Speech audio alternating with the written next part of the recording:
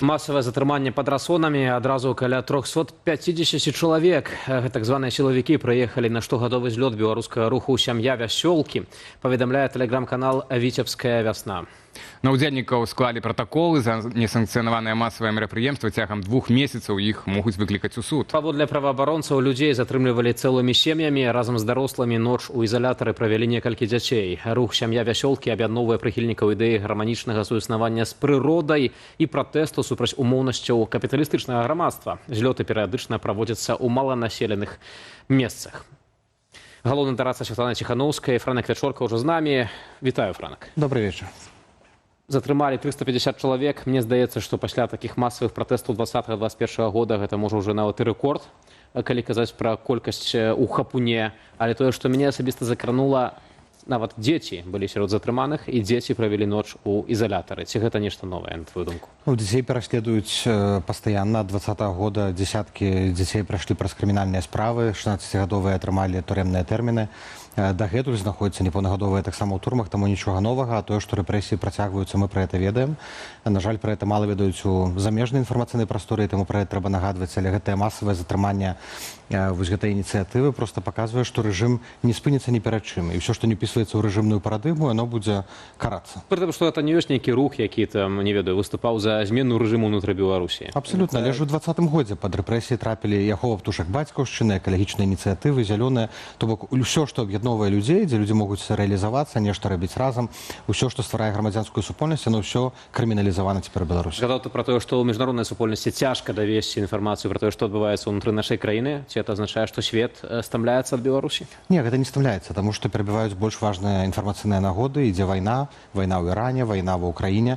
Безумоўна, на першых палосах, і тое, што адбываецца ў Беларусі, оно здаецца нашмат менш важным. Тым, хто вызначае там парадак дня ці заявы палітыкаў, гэта не трапляе на першыя палосы, і таму мы так шмат увагі аддаем менавіта міжнароднай дзейнасці. Таму Ціхановская ездзіць, выступае, дае інтэрв'ю. Гэта трэба кожны дзень нагадваць. Ну вось, а што казаць пра Польшчу? Здаецца, і блізка, і сусед, так, але якія навіны чытаюць там чыноўнікі, таму што мы маем інфармацыю, што за мінулы месяц польскія ўлады выдалі грамадзянам Беларусі рэкордныя 52 адмовы ў міжнароднай абароне. Это амаль 60% ад усіх рашэнняў. Ведаем, што ўжо і была сустрэча з прадстаўнікамі НАУ, так, Паўла Латушкі і Міністэрства ўнутраных спраў, так, дэпартамент па міграцыі. Ніякіх былі абяцанні, ніякіх канкрэтных рашэнняў не было прынята. Што на дадзены момант можаце сказаць, у якім стане вы знаходзіцца польскія інстытуцыі, якія займаюцца беларускім пытаннем, ці нагу там вядзецца праца, ці яны пераглядаюць свае падыходы да беларусаў, таму што мы бачым, што гэтыя падыходы, імаверна, змяніліся за апошнія месяцы. Не, беларусаў працягваюць прымаць, дакументы працягваюць выдаваць, але ставяцца больш скрупулёзна да ўсіх заявак, якія прыходзяць на міжнародную абарону. Трэба прадстаўляць доказы, паказваць, што пагражае пераслед, трэба пісаць тлумачэнні. Калі пасля 2020 года прымалі ўсіх беларусаў, усе, хто падаваліся, амаль усе, там 90% і болей атрымлівалі гэтыя дакументы, спачатку абарона, потым пашпарты замежніка. Цяпер трэба даказваць, таму што 2020 год прайшоў, пратэсты прайшлі, і трэба даказаць, што цяпер у гэтых умовах вам таксама пагражае за вашу дзейнасць крымінальная справа ці пераслед. Заявак шмат на абарону ў Польшчы, органы перагружаныя, інстытуцыі перагружаныя, агульная палітыка да міграцыі змянілася. Мы бачым, што антыміграцыйныя настроі выраслі не толькі ў Польшчы. Таму будзе складаней. Трэба з гэтым лічыцца, і беларусам, якія падаюцца на дакументы, трэба ставіцца да гэтага максімальна сур'ёзна. Мы бачым таксама, што калі раней людзі атрымоўвалі рашэнне цягам паўгода, цяпер нават вядомыя асобы, сапраўды вядомыя ў беларускай грамадскасці, чакаюць 1,5 года, нават 2 гады, альбо людзі, якія ўжо нават атрымалі рашэнне некалькі гадоў таму, прыходзяць нібыта проста тэхнічны момант, замяніць карту побыту.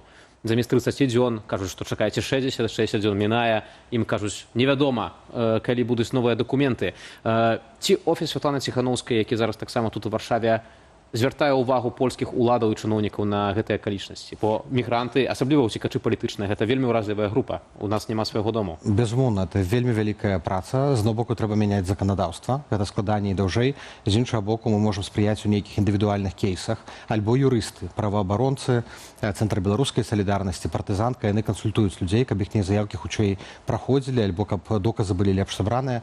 Працуе працоўная група з урадам Польшчы, ёсць кантакт, Цытранович дапамагае і камунікуе з Паўлам Латушкамі, Нау, які займаецца гэтымі праблемамі досыць доўгі час.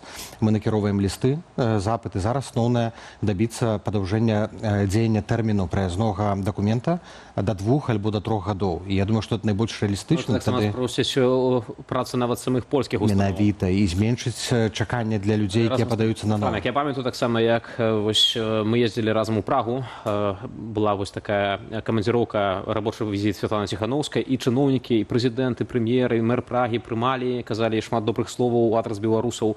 Усё выглядала так, ведаеш, на камеру вельмі прыгожа. А потым беларусы, якія жылі ў Чэхіі, казалі, што вось нам там адмаўляюць, вось нас там дыскрымінуюць. У Польшчы раней такой сітуацыі не назіралася, але ў Польшчы, здаецца, зноў з'яўляецца вось такі самы разрыў, як у іншых краінах еўрапейскага звязу, што так, на камеру чыноўнікі кажуць, што ўсё добра, вось ёсць гэтыя сустрэчы Святланы Ціханаўскай з кіраўнікамі Польшчы, а просто беларус, які ўцякае ад рэжыму Лукашэнкі, не можа дабіцца элементарных рэчаў. Не, ўсё-такі могуць. Трэба разумець, што Польшча выдала сотням тысяч беларусаў дакументы, працягвае гэтыя дакументы, людзі тут знаходзяцца ў бяспецы і атрымліваюць дапамогу ад Польшчы і выплаты тых, хто па абароне атрымаў палітычны прытулак. То бок ўсё-такі не трэба казаць, што змянілася нешта. Проста змяніліся патрабаванні да новых носьбітаў, прасіцелей уцякацтва ці абароны. І ў Чэхіі, напрыклад, многія праблемы ўсё-такі ўдалося вырашыць. Вайна многае памяняла, таму што вайна гэта пытанне бяспекі. Калі краіна думае пра тое, каб не ўязджалі агенты, рызыкоўныя элементы, нейкія злачынцы, яны пачынаюць завастраць сваю міграцыйную палітыку, але яны завастраюць не супраць беларусаў, яны завастраюць супраць іх замежнікаў. Беларусаў вельмі часта не адрозніваюць ад іншых замежнікаў. Я думаю, што і ў Польшчы мы ў цэлым ідзем па звычайных міграцыйных працэдурах, як і іншыя замежнікі. Проста беларусаў шмат, нам Польшча важнейшая, бліжэйшая, і таму мы гэта адчуваем найбольш. Ціханаўская не павінен, на твою думку, можа больш завастрыць гэтае пытанне, больш не ведаю, публічна пра гэта сказаць на сустрэчах таксама з кіраўнікамі польскімі. А польскія кіраўнікі яны ведаюць праблему. Я думаю, што новая сесія пасля вакацыі ў Сейме, Сенаце дасць нам магчымасць гэтае пытанне падняць. Мы працуем са Схітынам, зараз сустракалася Ціханаўская з ім 1,5 тыдні таму назад і таксама абмяркоўвалі, што можна зрабіць на ўзроўні Сенату і польскага парламенту. Гэта ўсё роўна патрывае нейкі час. Трэба глядзець, што рэалістычна ў цяперашніх умовах зрабіць, цалкам вярнуцца да таго, як было раней, да вайны, пакуль вайна не скончылась, у нас не атрымаецца, таму што в першую чаргу это туды падчас вайны выдавалі беларусам дакументы. Выдавалі, але ўжо пасля вайны гэтыя абмежаванні пачалі з'яўляцца. Відаўся, можна я ўлезу, бо, дарэчы, завастрыў пытанне Дзеніс Дашкевіч, добра, гэта жарт в жарце. Калі казаць пра сам офіс і аб'яднаны пераходны кабінет інстытуцыі, такія асноўныя дэмакратычных сілаў за мяжой, некалькі гадзін перад эфірам Маргарыта Ворахава заявіла пра свой сыход з пасады прадстаўніцы ў АПК па моладзевай палітыцы. Ну і паводле нашай інфармацыі, гэта не апошняя адстаўка ці ракіроўка у АПК. З чым звязаныя гэтыя перамены? Я думаю, што Маргарыта Ворахава раскажа пра сваю новую ролю і пасаду. Гэта ўсё будзе аб'яўлена. Бальшынё прызначэнняў будзе зроблена на канферэнцыі «Новая Беларусь», куды мы ўсіх запрашаем 8-9 жніўня. Патрэбна абнаўленне, патрэбна асвяжэнне, ратацыі ідуць на карысць, памяняюцца таксама склад місіяў дэмакратычных сіл у іншых краінах. Я думаю, што гэта ўсё пойдзе на карысць і на абнаўленне. А з чым звязаны вось гэта? Ну, таму што людзі хочуць пасараваць нейкую іншую ролю. Часта падрастаюць новыя кадры, якія больш пасуюць пад гэтую ролю. Некаторыя змены звязаныя з тым, што патрэбнае большае прадстаўніцтва. Вот, напрыклад, Украіну, якая становіцца зараз прыярытэтам для нас, прыярытэтным напрамкам, Украіну мы будзем узмацняць новымі людзьмі, безумоўна. Франак, напрыканцы нашай размовы, калі мы паспелі закрануць яшчэ на пытанне, вядома, што рагачоўскага актывіста, які жыве ў Польшчы, прапагандысты, у прыватнасці Пратасевіча, вінаваціў у замаху на дзяцей Ціханаўскіх, маўляў, гэта вось Дашкевіч пісаў пра гэта і нават шукаў іх на месца жыхарства. І аказваецца, што менавіта вось лукашэнкаўскі бок гэта меў на ўвазе, калі тыдзень таму папярэджваў афіцыйна Варшаву пра пагрозу тэракту. У нас ёсць каментар самога актывіста Дашкевіча, давайте паслухаем. У меня есть там некие там проблемы. Я сапраўды пісаў праваабаронцам, про свае праблемы, скидывал документы, як яны трапілі ў інтэрнэт, як яны трапілі в рукі беларускіх спецслужбаў і чаму зараз гэта все адбываецца, то мне цяжка гэта каментаваць. Я не ведаю увогуле для з якой там нагоды, з якой прычыны яны там до мяне дакалупаліся. У меня было там пару таких паведамленняў эмацыйных, дзе я мог такое напісаць. Я гэтага, як бы там, не скрываю.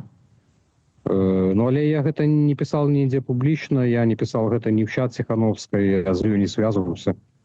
То бок, ну, зноў жа, для мяне шок, што гэта стала такой, ну, публічнай справай.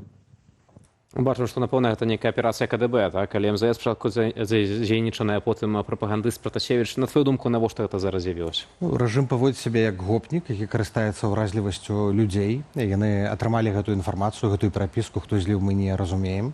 Скарысталіся гэтым, каб разыграць гульню з Польшчай. Памятаеце, як усё было? Яны выклікалі польскага прадстаўніка ў Менску, адразу апублікавалі інфармацыю, хаця такое не робіцца. Потым усе памыйкі лукашэнкаўскія гэта падхапілі, пачалі раскручваць тое, што вось гэта вынік таго, як Польшча ставіцца да беларусаў. Ну а зараз яшчэ і апублікавалі тое, што ішла гаворка пра дзяцей Ціхановскай, і ўсе расійскія тролі, боты, каналы, яны падхапілі гэтую справу зноў жа, каб дыскрэдытаваць Польшчу, каб паказаць на слабасць сітуацыі беларусаў у іншых краінах, каб ударыць па Ціхановскай у тым ліку. Гэта звычайныя метады, гэта проста паказвае, што рэжым ні перад чым не пастаіць, а для людзей гэта сігнал, будзьце вельмі уважлівыя. Калі вы ў складаным становішчы, звяртайцеся да юрыстаў, праваабаронцаў, тых, хто могуць параіць, пракансультаваць, асабліва калі гэта дэпрэсія ці цяжкі стан. На гэта мусім скончыць. І перапіскі в месенджере. Вот што. І не Самае пішыце важнае. лішняга невядомым людзям.